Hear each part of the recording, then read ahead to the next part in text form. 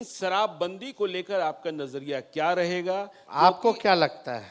हम बुद्धिजीवी लोगों से बात करेंगे जी। शराब की होम डिलीवरी हो रही है, मैं मानता हूं। आप जैसे बुद्धिजीवियों को बुला करके जी हम बात करेंगे, जहां मेजॉरिटी आएगी हम उसका साथ देंगे। आज उनको ध्यान में आया है भाई, 3 बरस तो यही सरकार में थे।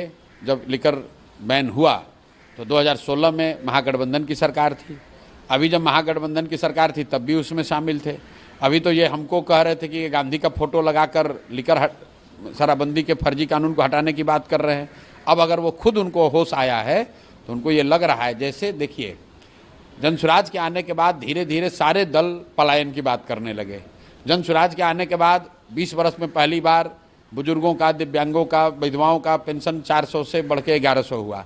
वैसे आप देखिएगा चुनाव आते आते हर आदमी ये बात करने लगेगा कि बिहार में जो ये फर्जी शराबबंदी का कानून है इसको हटाया जाए, क्योंकि इससे किसी का फायदा नहीं है। शराबबंदी के फेवर में अगर कुछ आर्गुमेंट है। शराबबंदी को लेकर आपका नजरिया क्या रहेगा? आपको क्या लगता है? हम बुद्धिजीवी लोगों से बात करेंगे जी। शराब की होम डिलीवरी हो रही है, मैं मानता हूं। आप जैसे बुद्धिजीवियों को बुला करके जी हम बात करेंगे, जहां मेजॉरिटी आएगी हम उसका साथ देंगे। आज उनको ध्यान में आया है भाई, 3 बरस तो यही सरकार में थे। जब लिकर बैन हुआ तो 2016 में महागठबंधन की सरकार थी।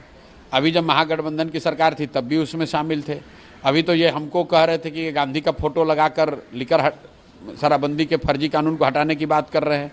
अब अगर वो खुद उनको होश आया है तो उनको ये लग रहा है, जैसे देखिए जनसुराज के आने के बाद धीरे धीरे सारे दल पलायन की बात करने लगे। जनसुराज के आने के बाद 20 बरस में पहली बार बुजुर्गों का, दिव्यांगों का, विधवाओं का पेंशन 400 से बढ़ के 1100 हुआ। वैसे आप देखिएगा चुनाव आते आते हर आदमी ये बात करने लगेगा कि बिहार में जो ये फर्जी शराबबंदी का कानून है इसको हटाया जाए, क्योंककि इससे किसी का फायदा नहीं है।